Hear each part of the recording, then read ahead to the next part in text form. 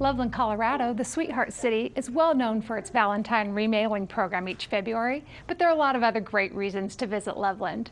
We're at the Museum of Loveland, and with us today is Susan Eisen, the Cultural Services Director. Well, the Loveland Museum and Gallery actually started as a collection in downtown Loveland by a shoe cobbler in the 30s. His name was Harold Dunning, and he started collecting things from people in Loveland. And then in 1992, we did an expansion, doubling the size of the museum and turning it more into a half history and half art museum because of the growing artist colony in Loveland. Loveland was founded in 1881, so many of the exhibits focus on what it was like when Loveland was a growing and new community. So we've recreated some of the old commercial district in around 1900, but then in this part of the gallery, which we call the Fireside Gallery, we have changing history exhibits that feature items from the collection, because we have about 35,000 objects in the collection. And because the collection continues to grow, as I mentioned, it started in the 30s, but people still bring us things that represent Loveland both today and in the past. So like most museums, we usually don't have more than 10% of the exhibit, of the items on exhibit at one time, and so this area allows us to rotate them. Then we acquired this alabaster house that used to sit on Highway 34. And then we have Mariana Medina's house, part of his house. Some of it is the original timbers. And he was in Loveland pre-1881 and is the first historic documented settler in Loveland. We have a Great Western exhibit also, which features an industry that was very important through Loveland throughout the whole 20th century. Then on the art gallery side, we have a small gallery downstairs and then our large art gallery, and we think of it as very eclectic.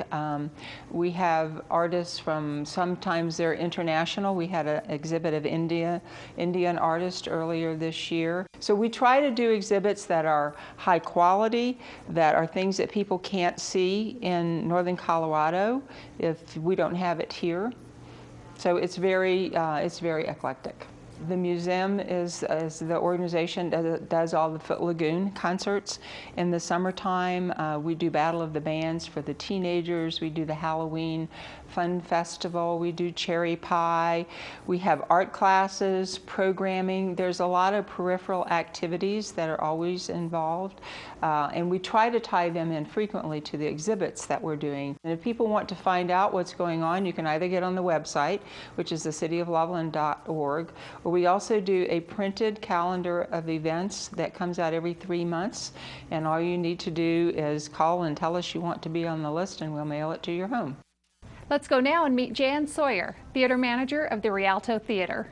The Rialto Theatre was the brainchild of a Loveland businessman named William Verreter, and in 1919 he decided that Loveland needed a movie theater. We had some Nickelodeons here in town, but not a true movie theater. So he hired noted architect Robert K. Fuller to design the building, and it opened in May of 1920.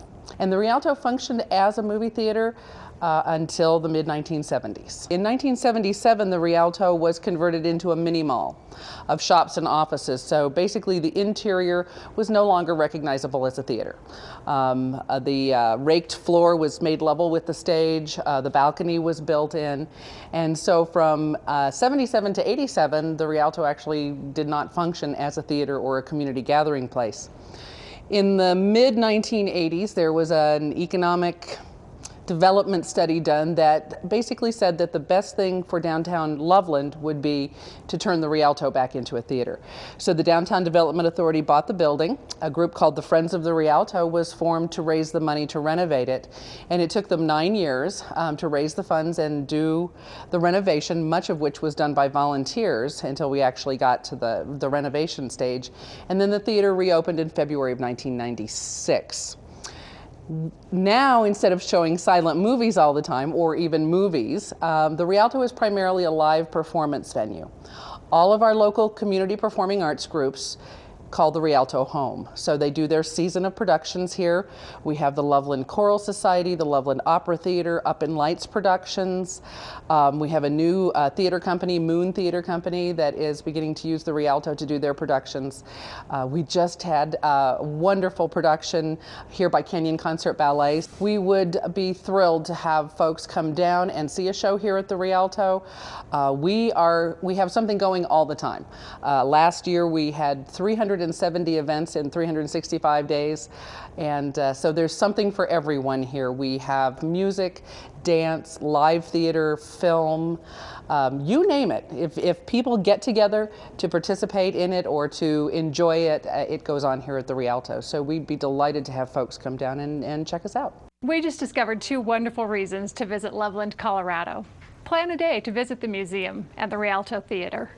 And while you're here, enjoy the wonderful independently owned restaurants and unique shops that are sure to keep you coming back.